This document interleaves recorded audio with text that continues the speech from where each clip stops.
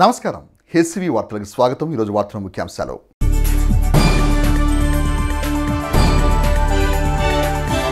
Division స్థాయి grievance కు 6 అర్జీలు. సబ్ కలెక్టర్ ప్రఖర్ జై.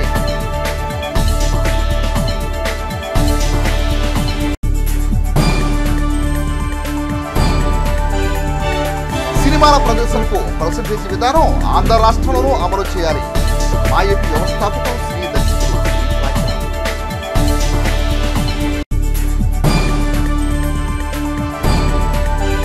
సమాజానికి విలువతో కూడిన పౌరులను అందించడమే ఏఎస్ఎన్ కళాశాల ప్రధాన లక్ష్యమన్న ఏఎస్ఎన్ విద్యా సంస్థ అధినేత మాజీ శాసనసభ్యులు అనాబత్ శివకుమార్. విలువలతో కూడిన పౌరులను సమాజానికి అందించే శిక్షణా కేంద్రంగా ఏఎస్ఎన్ డిగ్రీ కళాశాల విరాజిల్లటం యావత్ తెనాలి ప్రాంతానికి గర్వకారణమని ఏఎస్ఎన్ విద్యా సంస్థల అధినేత మాజీ శాసనసభ్యులు అనాబత్ శివకుమార్ అన్నారు. సోమవారం తెనాలి నెహ్రూ రోడ్లోని ఏఎస్ఎన్ డిగ్రీ కళాశాలలో కళాశాల ఆధ్వర్యం నిర్వహించిన 105 గంటల ఛాలెంజ్ ప్రోగ్రాం పాల్గొన్న విద్యార్థులతో ముఖాముఖి కార్యక్రమం నిర్వహించారు. ఈ సందర్భంగా కళాశాల చైర్మన్ అనాబత్ శివకుమార్ మాట్లాడుతూ విద్యార్థులకు నాణ్యమైన విద్యతో పాటు ఉద్యోగ ఉపాధి అవకాశాలు కల్పించడమే లక్ష్యంగా ఏఎస్ఎన్ కళాశాల ముందుకు సాగుతుందని తెలిపారు. సమాజంలో మారుతున్న పరిస్థితులకు అనుగుణంగా విద్యార్థులు తీర్చిదిద్దుతూ తగిన ప్రణాళికతో శిక్షణ అందించడం జరుగుతుందని అన్నారు. 105 గంటల ఛాలెంజ్ ప్రోగ్రాంలో విద్యార్థులు ఉత్సాహంగా పాల్గొనడం అభినందనీయమని అన్నారు. లక్ష్యాన్ని ఏర్పాటు చేసుకుని ఆ లక్ష్య సాధన కోసం ప్రణాళికతో ముందుకు వెళ్లి విజేతలుగా నిలవాలంటూ పిలుపునిచ్చారు. ఆ తర్వాతే నేను ఎమ్మెల్యే అయ్యాను. ఇంకేదైనా సో హార్డ్ వర్కింగ్ కాలేజ్ నేర్పింది మాకు. నేను ఎంతో గర్వంగా చెప్పుకుంటున్నాను. కాలేజ్ నన్ను ఒక మంచి హ్యూమన్ బీయింగ్ చేసింది. ఈ క్యాంపస్లో పిన్ను పడ్డ సౌండ్ వచ్చినా కూడా నాకు ఉండేది, అంత దీంతో ఉండేవాడు. ప్లస్ ప్రతి సంవత్సరం స్టూడెంట్స్ ఇంటరాక్ట్ అయ్యేవాడిని, స్టాఫ్తో ఇంటరాక్ట్ అయ్యేవాడు. పార్టిసిపేట్ చేసిన మీ అందరినీ నా నిజంగా మనస్ఫూర్తిగా మీ అందరికి కంగ్రాట్స్ చెబుతా ఉన్నాను. అలాగే మాస్టర్ సో ఇక్కడ ఉన్న స్టూడెంట్స్ అందరినీ నిజంగా మీ అందరికీ కంగ్రాట్స్. కానీ మీకన్నా ముందు నేను ఈ మాట రామచంద్రానికి చెప్పాలి. ఎందుకంటే పరిస్థితులు మనిషిని ఎంతటి వాడినకైనా అన్నీ నేర్పుతాయి. బాగా గుర్తుపెట్టుకోండి. నీకు ఇంగ్లీష్ రాకపోయినా పరిస్థితులు నేను ఇంగ్లీష్ నేర్పుతాయి. 30 రోజుల్లో ఇంగ్లీష్ పుస్తకం అవసరం. నీకు హిందీ రాకపోయినా పరిస్థితులు నీకు హిందీ నేర్పుతాయి. ఒక 25 years క్రితం ఎడ్యుకేషన్ అలాగే ఉండేది. చదివేది ఒక కోర్సు, జాబ్ చేసేది ఇంకోటి. రామచంద్ర గారి ప్రిన్సిపల్షిప్లో కొన్ని వేల మందికి మంచి యాటిట్యూడ్, మంచి సెల్ఫ్ డిసిప్లిన్. ఈ క్యాంపస్లో ఉద్యోగం వచ్చినా, ఒకవేళ ఈ క్యాంపస్లో ఉద్యోగం రాకపోయినా సమాజంలో ఒక మంచి పౌరుడుగా బతకడానికి కావాల్సిన ఎథిక్స్ని ఈ కాలేజీ మీ అందరికీ తీసుకొచ్చిన ఈ కాలేజీ ద్వారా ప్రిన్సిపల్ రామచంద్ర ద్వారా ఇన్ని ప్రాజెక్ట్ వర్క్స్, లైఫ్ స్కిల్స్, మీ డిగ్రీ అయిపోయినా కావచ్చు, జాబ్ ఆపర్చునిటీ, జాబ్ వచ్చినాక జాబ్ చేసే దాంట్లో మీ ప్రొఫెషన్లో అవ్వచ్చు, మీ లైఫ్లో అవ్వచ్చు, లేదు పెళ్ళిళ్ళు అయిపోయి ఇంట్లో కూర్చొని వంట వండుకున్న టయానికి మొగుడికి మీరు తిన్నా మీ పిల్లల్ని చదివించుకోవటానికైనా ఈ స్కిల్స్ మీకు ఉపయోగపడతాయి. కళాశాల ప్రిన్సిపాల్ డాక్టర్ కొలసాని రామచంద్ మాట్లాడుతూ కళాశాల ప్రతిష్టాత్మకంగా చేపట్టిన 105 గంటల ఛాలెంజ్ ప్రోగ్రాం విద్యార్థుల నైపుణ్యతను పెంపొందించడానికి ఎంతగానో దోహదపడిందని అన్నారు. డిగ్రీ స్థాయిలోనే ప్రతిష్టాత్మక కంపెనీల్లో విద్యార్థులు ఉద్యోగ ఉపాధి అవకాశాలు పొంది పురోగమించడం ఒక శుభపరిణామని అన్నారు. మీరు ప్రతిరోజు మినిమం 15 గంటలు దాదాపు చేసేటట్టు చేసి అందరూ పార్టిసిపేట్ చేస్తే 530 మంది ఈ కాన్సెప్ట్లో పార్టిసిపేట్ చేస్తే మీరు ఇక్కడ ఎదురు కూర్చున్న సుమారు 270-280 మంది స్టూడెంట్స్ 100 అంతకన్నా ఎక్కువ గంటలు పూర్తి చేసిన స్టూడెంట్స్ ఆ కాంపిటీషన్. దాంట్లో భాగంగా నేను ఛాలెంజ్ డే 1 నుంచి కూడా సార్కి అప్డేట్ చేస్తూ వస్తున్నాను. సార్ ఇది ఒక మంచి కాన్సెప్ట్ టేకప్ చేశాం ఒక వారం అని. ఎవ్రీడే సార్ మన పోస్టర్ కూడా చూస్తూ వచ్చారు. కాబట్టి నా వ్యూ ఏంటి అంటే ఈ ఛాలెంజ్లో ఇంత సక్సెస్ఫుల్గా చేసిన స్టూడెంట్స్తో సార్తో ఒక ఇంటరాక్షన్ చేయాలి అని ఒక మంచి ఉద్దేశంతో ఈరోజు మనం ఈ సెమినార్ అసెంబ్లీ అవ్వడం జరిగింది. మీరు 15 hours a day తీసుకుంటే 15 hours మాకు ఎక్కువ ఉంటుంది కాబట్టి అది పెద్ద ఛాలెంజ్ అవుతుందని మేమేం తీసుకున్నాం అంటే 21 hours per day తీసుకుని మీరు 15 hours పని చేస్తే మేము 21 hours పని చేసి పూర్తిగా సక్సెస్ఫుల్గా వీక్ని కంప్లీట్ చేసిన తర్వాత సార్ టైం తీసుకుని ఈరోజు కలవటం జరిగింది. కానీ ఈ సందర్భంగా మీ అందరికీ కూడా పేరు పేరున ఇక్కడ కూర్చున్న ప్రతి స్టూడెంట్కి కూడా మీరు ఆ 1 వీక్ పెట్టిన ఎఫర్ట్ తర్వాత మీ నెక్స్ట్ లెవెల్లో మీరు జర్నీ చేస్తున్న మీ అందరిని పేరు పేరున అభినందనలు తెలియజేస్తూ ఇండస్ట్రీ స్టార్ట్ చేయడం అనేది ఒక స్టార్టప్ చేయడం అనేది ఒక ఎయిమ్గా మీరు పెట్టుకున్నప్పుడు ఈ మధ్య మనం కొత్త పాయింట్ తీసుకున్నాం. జాబ్ తెచ్చుకోవటం ఏం కాదు, జాబ్ ఇవ్వటం మేము కాదు, కాలేజీ జాబ్ ట్రైన్ చేస్తుంది. బట్ మీ టార్గెట్ జాబ్ తెచ్చుకోవద్దని దగ్గర రాకూడదు, జాబ్ ఇచ్చే స్థాయికి మీరు ఇప్పుడు ట్రైన్ అవ్వాలి అంటే జస్ట్ ఇమాజిన్ ఏ లెవెల్ ఆఫ్ స్కిల్స్ మనం ట్రైన్ అవ్వాల్సిన అవసరం ఉంటుందనే టార్గెట్ మనం పెట్టుకున్నాం. So we have target of basically we have target of reaching sun at least we end up with reaching moon. సూర్యుడి మీదకి వెళ్ళాలని టార్గెట్ పెట్టుకుని కనీసం చంద్రుడి దగ్గర అవుతాం. సో జాబ్ తెచ్చుకోవడం టార్గెట్ కాదు, మీలో చాలామంది ఎంటర్ప్రైనర్స్ అవ్వాలి. ప్రోగ్రామ్ మీకు ప్రొవైడ్ చేసాం. 3 టీమ్స్ సక్సెస్ఫుల్గా బిజినెస్ చేస్తున్నాయి. సార్ టీమ్స్ ఏదైనా చిన్న బిజినెస్ ప్రపోజల్ ఇస్తే 5,000 రూపాయలు ఫండింగ్ ఇచ్చాం కాలేజ్ వాళ్ళు. అలా 3 టీమ్స్కి 5,000 రూపాయలు ఫండింగ్ ఇచ్చాం. 3 ఆ బిజినెస్ చేస్తాం. కాకపోతే సర్ప్రైజింగ్గా బట్ ఆశ్చర్యంగా 3 గర్ల్ స్టూడెంట్స్ టీమ్స్ అయినాయి. ఆ స్క్రూటనీలో సెలెక్ట్ అయినాయి. స్టూడెంట్ చేస్తున్నారు కన్ఫ్యూజన్లోకి వెళ్ళాలి డెఫినెట్గా. అది చాలాసార్లు ఆ కామెంట్ వచ్చింది మన స్టూడెంట్స్ మీద. ఏఎస్ఎల్ స్టూడెంట్స్ ఇంటర్వ్యూ చేస్తా, టీసీఎస్ ఇన్ఫోసిస్ లాంటి హెచ్ఆర్లు కూడా ఇంటర్వ్యూ మేము చేస్తున్నామో మీ స్టూడెంట్స్ మమ్మల్ని చేస్తున్నారో అర్థం కావట్లేదనే పరిస్థితి ఉన్న కేసెస్ కూడా మనము చూసాం. ఈ కార్యక్రమంలో అధ్యాపకులు విద్యార్థులు ఉత్సాహంగా పాల్గొన్నారు. The main challenges I faced during this challenge was procrastination and lack of time management and focus. I overcome this by maintaining a schedule, by setting goals every day and tracking my progress. In this 1 week, I was able to explore new technologies like Power BI and able to improve my English communication skills and aptitude. I was even surprised by myself of my capabilities and my own potential. During this challenge, I used Pomodoro technique to complete this challenge successfully. I studied 25 minutes and I took 5 minutes break. Like that, I completed this challenge. And I tried to go from basics. I learned how to be consistent, how to be determined towards our work, how to complete work, and I also learned how to prioritize my task in my daily life, because we have a lot of tasks and we don't know whether what to do first. So I learned how to prioritize my task, because whenever I feel demotivated, I used to talk with myself and also my family members. Even I communicated in English with my mother. That's how she motivated me a lot. During this whole challenge, our principal sir and our faculty members have supported us a lot. And I would like to share my journey on 105 hours challenge. When I heard about 105 hours challenge, I feel very excited and decided that it is the first step for me to break my procrastination.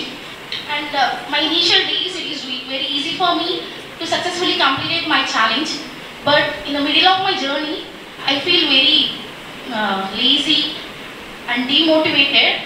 And when I talk to my parents, and I realized that when I compare to my parents' hard work, it is very easy for me to complete this challenge. And coming to the 105 hours challenge that went for a week long for us, and especially for me, the 105 hours challenge is a very tough thing. And I am the one who is always procrastinating in many of the works. And coming to myself for the 1 week that I have done is, and Saturday is the Sunday. That's the thing that where I will be very lazy at my home, because this is the holidays that we got. As being a part of this 105 hours challenge, and principals are given motivated us, and every day is a hard work day, not only for the time pass. It is the day where we can also push our limits, because at college overall it goes for 7 hours, and at Saturday we have 24 hours a day in our hand basically. So having a free time and making the time more productive is a very tough thing. And with the help of our principal sir, who motivated us from his bottom of heart, and the principals are made us keep motivating. And at the time, I think at the last day of the 105 hour challenge, even principal sir had answered the phone at 1:30 a.m. and we was very shocked that like principal sir is like open hand, like giving free hands to us. to any small support. ప్రజా సమస్యల సత్వర పరిష్కారం కోసం ప్రతి సోమవారం నిర్వహించే grievance కార్యక్రమాన్ని Tenali కొత్తపేటలోని sub collector కార్యాలయంలో తెనాలి సబ్ కలెక్టర్ ప్రకాష్ జైన్ అధ్యక్షతన సోమవారం నిర్వహించారు. ఈ సందర్భంగా ప్రకాష్ జైన్ మాట్లాడుతూ సోమవారం నిర్వహించిన గ్రీవెన్స్ కార్యక్రమానికి 6 అర్జీలు అందినట్టు తెలిపారు. తెనాలి కొత్తపేటలోని సబ్ కలెక్టర్ కార్యాలయంలో సోమవారం డివిజన్ స్థాయి ప్రజా సమస్యల పరిష్కార వేదిక గ్రీవెన్స్ కార్యక్రమం సబ్ కలెక్టర్ ప్రకాష్ జైన్ అధ్యక్షత నిర్వహించారు. డివిజన్ పరిధిలోని పలు ప్రాంతాలకు చెందిన పలువురు తమ సమస్యల గురించి అధికారులకు అర్జీలు అందజేశారు. ఈ సందర్భంగా సబ్ కలెక్టర్ ప్రకాష్ జైన్ మాట్లాడుతూ పీజీఆర్ఎస్ గ్రీవెన్స్కు సోమవారం 6 అర్జీలు అందినట్టు తెలిపారు. అర్జీలను సంబంధిత శాఖ అధికారుల దృష్టికి తీసుకెళ్లి సమస్యలను నిర్ణీత సమయంలో పరిష్కరించే చర్యలు తీసుకోనున్నట్టు తెలిపారు.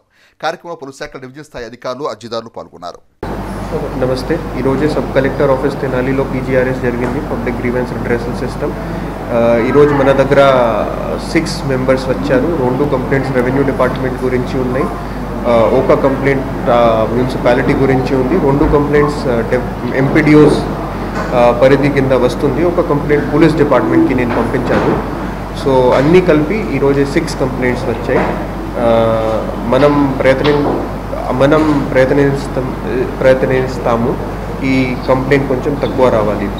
ముందుగా మనం పని చేస్తే పీటీఆర్ఎస్కు కంప్లైంట్ తక్కువ రావాలి, అదే మన ఉద్దేశం ఉంది.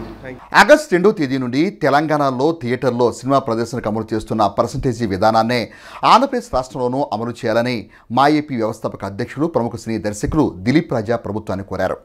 సోమవారం తెనాలిలోని మా ఏపీ కార్యాలయంలో ఏర్పాటు చేసిన విలేకరుల సమావేశంలో దిలీప్ రాజా మాట్లాడుతూ గతంలో మాదిరిగా థియేటర్లకు అద్దె చెల్లించకుండా పర్సంటేజ్ పద్ధతి వల్ల చిన్న సినిమా నిర్మాతలకు ఎంతగానో ఉపయోగమని అన్నారు.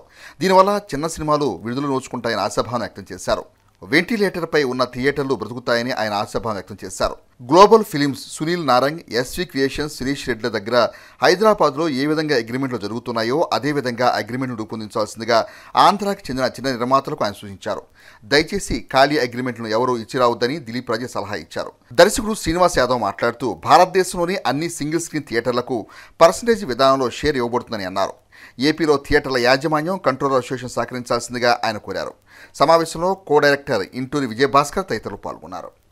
ఒక సినిమా నిర్మాణం కావాలంటే ఎంత కష్టమో, ఒక సినిమా నిర్మాణం పూర్తి చేయాలంటే ఆ నిర్మాత పడే కష్టం నిజంగా ప్రసవ వేదన కన్నా కూడా భయంకరంగా ఉంటుంది. ఆస్తులు అమ్ముకుంటాడా, వడ్డీలకు తెచ్చుకుంటాడా, ఫైనాన్స్కి తెచ్చుకుంటాడా, ఏదో విధంగా నానా తిప్పలు పడి తాను అనుకున్న సినిమాని తీయటం ఒక ఎత్తు అయితే, ఆ తీసిన సినిమాని రిలీజ్ చేయటం, దాన్ని థియేటర్లోకి పంపించటం అనేది సినిమా నిర్మాణానికన్నా కూడా చాలా పెద్ద సమస్యగా మారింది. పరిష్కార మార్గం అనేది ఈ రోజున కొంచెం కనిపించింది. అదేంటంటే, ఇంతకుముందు సినిమా తీస్తే సినిమా పూర్తవ్వగానే సినిమాని ఒక డిస్ట్రిబ్యూటర్కి ఇస్తారు. ఇప్పుడు పెద్ద పెద్ద హీరోల సినిమాలు అనుకోండి, ఒక్కొక్క జిల్లాకు ఒక్కొక్క డిస్ట్రిబ్యూటర్ ఉంటాడు. ఆయన 10 కోట్లు పెట్టో, 8 కోట్లు పెట్టో, 20 కోట్లు పెట్టో ఆ హీరోని పెట్టి, ఆ రేంజ్ని పెట్టి కొనుక్కుంటాడు, ఆయన థియేటర్లకు ఇచ్చుకుంటాడు. ఇదే పరిస్థితి చిన్న సినిమాలకు వచ్చిందనుకోండి. చిన్న సినిమా ఆయన నానా తిప్పలు పడి 3 కోట్లు పెట్టి, 4 కోట్లు పెట్టో, 5 కోట్లు పెట్టో ఫైనాన్స్ తెచ్చే సినిమా పూర్తయినాక మళ్ళీ డిస్ట్రిబ్యూటర్కి ఎదురివ్వాల్సి వచ్చే పరిస్థితి ఉంది. దేనికంటే సినిమా హాళ్ళకి అద్దెలు కట్టాలి. తీసిన ప్రతి సినిమా కూడా విడుదల అవటానికి, ఆ నిర్మాత సేఫ్ జోన్లో ఉండటానికి, ఆ డైరెక్టర్ నేను తీసిన సినిమా విడుదలైందని చెప్పుకోవటానికి ఇది మార్గం వచ్చింది. ఇంతకుముందు అయితే చిన్న సినిమాలు రిలీజ్ కావాలంటే చాలా కష్టపడాల్సి వచ్చేది, చాలా ఇబ్బందులు పడాల్సి వచ్చేది, చాలామంది గడపల చుట్టూ తిరగాల్సి వచ్చేది, చాలా ఇన్ఫ్లుయెన్స్ పెట్టాల్సి వచ్చేది. But now the system has been changed. ఎందుకంటే రెంటల్ సిస్టమ్ నుంచి ప్రస్తుతం ఉన్న పర్సంటేజీ సిస్టానికి మనం ఇప్పుడు మార్పు వచ్చింది. కాబట్టి ఏదైతే తెలంగాణ రాష్ట్రంలో ఆగస్టు 2 నుంచి పర్సంటేజ్ సిస్టమ్ అమల్లో పెడుతున్నారో, థియేటర్స్లో ఓ సినిమాని ప్రదర్శించాలంటే ఆ థియేటర్కి పర్సంటేజ్ మాత్రమే ఇవ్వాలి, కానీ అద్దె ఇవ్వాల్సిన అవసరం లేదు. అదే పద్ధతిని ఆంధ్రప్రదేశ్ రాష్ట్రంలో కూడా పెట్టాలని మేము movie artist association, Andhra Pradesh 24 crafts union తరఫున మేము ఇక్కడ వారిని, ఆంధ్రప్రదేశ్లో దీనికి సంబంధించిన వాళ్ళని, ఫిలిం ఛాంబర్ వాళ్ళని కానివ్వండి, కంట్రోలర్స్ని కానీ వీళ్ళందరినీ కూడా మేము రిక్వెస్ట్ చేస్తూ ఉన్నాం. దీనివల్ల చిన్న నిర్మాతలు బాగుపడతారు. తెనాలి మండలం పెదరావూరు గ్రామంలోని జిల్లా పరిషత్ ఉన్నత పాఠశాల నందు శిక్షా సప్తాహ్ కార్యక్రమంలో భాగంగా సోమవారం మధ్యాహ్నం తిథి భోజన కార్యక్రమాన్ని నిర్వహించారు. తెనాలి మండలం పెదరావూరు గ్రామంలోని జిల్లా పరిషత్ ఉన్నత పాఠశాలలో శిక్షా సప్తాహ కార్యక్రమంలో భాగంగా సోమవారం తిథి భోజన కార్యక్రమాన్ని నిర్వహించారు. కార్యక్రమంలో పాఠశాల పూర్వ విద్యార్థి సంఘ అధ్యక్షులు మిత్రా వెల్ఫేర్ అసోసియేషన్ అధ్యక్షులు ఈదర వెంకట పూర్ణచంద్ పాల్గొని విద్యార్థులకు స్వీట్స్ పంపిణీ చేశారు. అనంతరం విద్యార్థులు తయారు చేసి ప్రదర్శించిన పలు పరికరాలను ఆయన సందర్శించి విద్యార్థులను అభినందించారు. ఈ సందర్భంగా వెంకట పూర్ణచంద్ను పాఠశాల ప్రధాన ఉపాధ్యాయుని పి సరళ ఉపాధ్యాయులు సత్కరించారు. కార్యక్రమంలో ఉపాధ్యాయులు విద్యార్థుల తల్లిదండ్రులు పాల్గొన్నారు. శిక్షా సప్తాహ్ కార్యక్రమ అమల్లో భాగంగా దుగ్గిరాలోని జెండా చెట్టు వద్ద గల అప్పర్ ప్రైమరీ ప్రాథమిక పాఠశాల నందు సోమవారం మధ్యాహ్నం తిథి భోజన కార్యక్రమాన్ని నిర్వహించారు. శిక్షా సప్తాహ కార్యక్రమం అమల్లో భాగంగా సోమవారం దుగ్గిరాల జెండా చెట్టు వద్ద ఉన్న యూపీ ప్రాథమిక పాఠశాల నందు విద్యార్థులకు తిథి భోజన కార్యక్రమం నిర్వహించారు. తెలుగు విభాగం ప్రధాన కార్యదర్శి గూడూరు వెంకట్రావు ఉషారాణి దంపతులు విద్యార్థులకు మధ్యాహ్న భోజన సమయంలో అరటి పండ్లు బత్తాయిలను పంపిణీ చేశారు.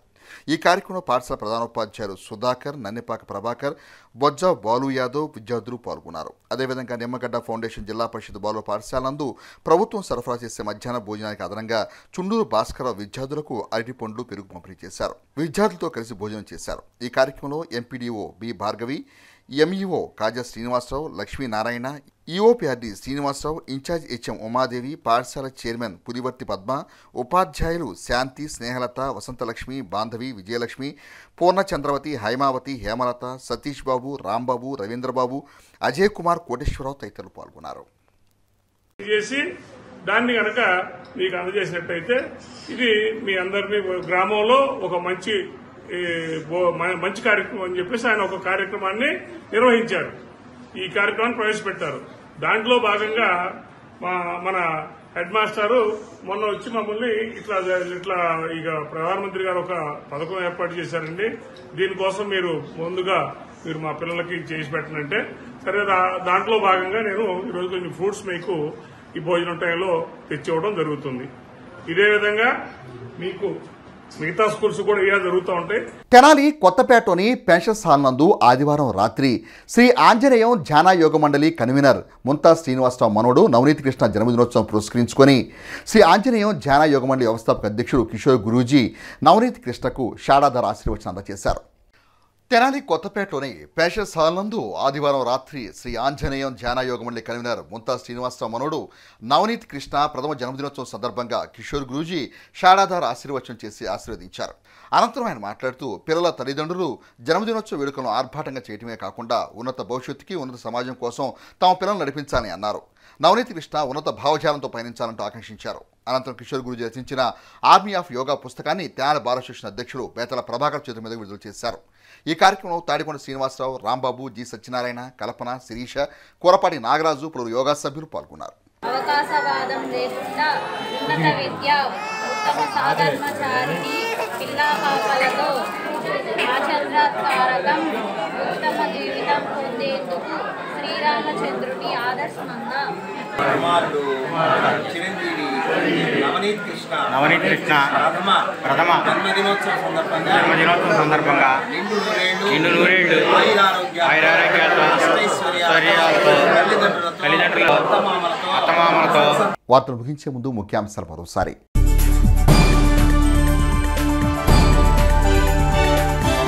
డివిజన్ స్థాయి గ్రీవెన్స్ కు 6 అర్జీలు. Sub collector Prakhar Jain.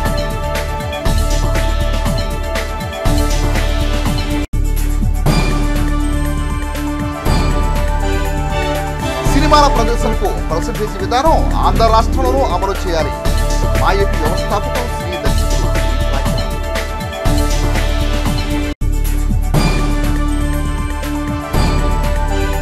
సమాజానికి విలువతో కూడిన పౌరులను అందించడమే ఏఎస్ఎన్ కళాశాల ప్రధాన లక్ష్యమన్న ఏఎస్ఎన్ విద్యా సంస్థ అధినేత మాజీ శాసనసభ్యులు అన్నాబత్తి శివకుమార్. హెచ్సి వార్తలు యూట్యూబ్లో తెనాలి హెచ్సి టైప్ చేసి కూడా ప్రేక్షకులు వీక్షించవచ్చు. హెచ్సి వార్తలు సమాప్తం. నమస్కారం.